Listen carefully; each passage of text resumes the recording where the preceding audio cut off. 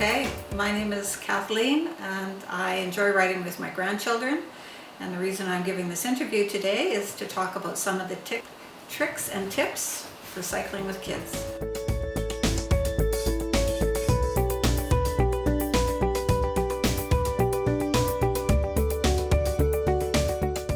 Multi-generational cycling provides a number of benefits in that, first of all, myself as a grandparent has more time to spend with the kids and get them mobile on their bicycles. It also gets the children outside, which is sometimes difficult to do these days with screens and school and whatever. And it provides health benefits from the actual activity itself. In my case, some of the challenges are that we have quite a disparity of ages amongst our grandchildren. So when they cycle all together, when you have a 5-year-old, a 9-year-old, a 12-year-old, it's sometimes difficult to plan a route. It's also difficult to determine distance. And you also have to have a plan B if the youngest one or one of them decides they don't want to come.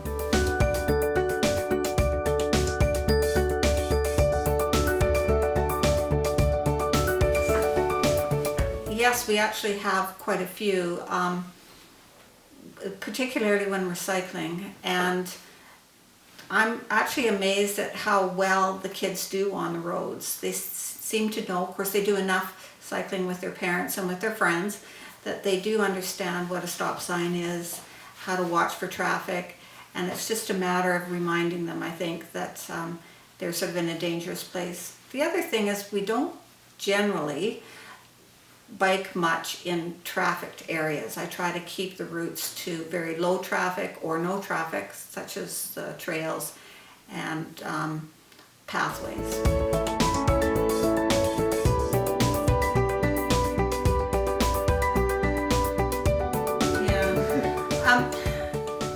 When going for rides with the grandkids, generally what happens is I ask them if they want to go for a ride.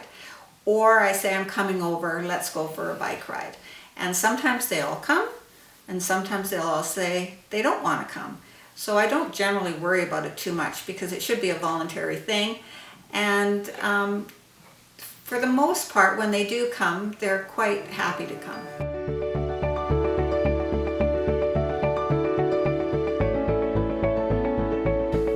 Every other week, and then sometimes it might be every day for a few in a row. Quite often as a family we go camping together, and at those times we're out and the kids are out on their bikes every day and we're out with them, so it varies quite a bit.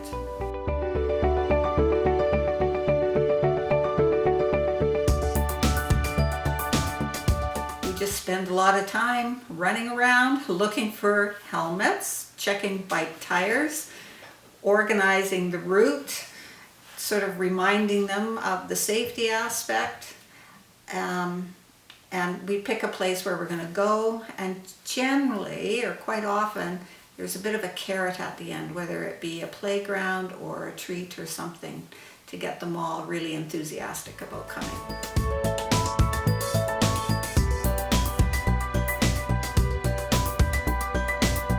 Right now, because the kids are still quite young, except for the oldest one, I try to plan a route that has no traffic or almost no traffic. And we use the Lochside and the Galloping Goose trails as much as possible.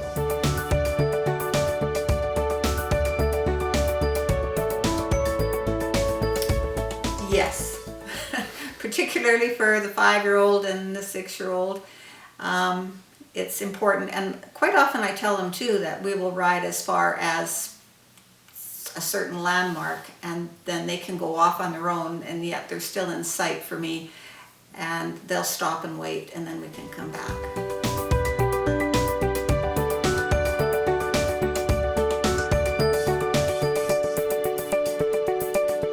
Oh, well, theme drives, yeah, Christmas before we did sort of a little Christmas lights ride, like what the GBCC used to do for adults, where we decked the kids out in a number of lights and rode around the neighborhood, and that was a great success.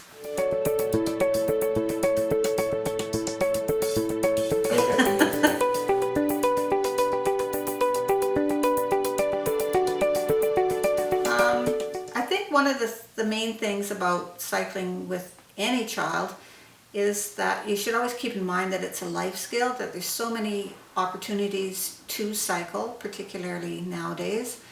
And it gets the kids out, it gives them lots of fresh air, it's an activity they can enjoy, and an activity that they can enjoy throughout their life. There's lots of people in the Victoria area that are well into their 80s that are cycling on a regular basis. So I think we always need to keep that in mind, that it's something that, an activity that can endure and you can continue to use throughout your life.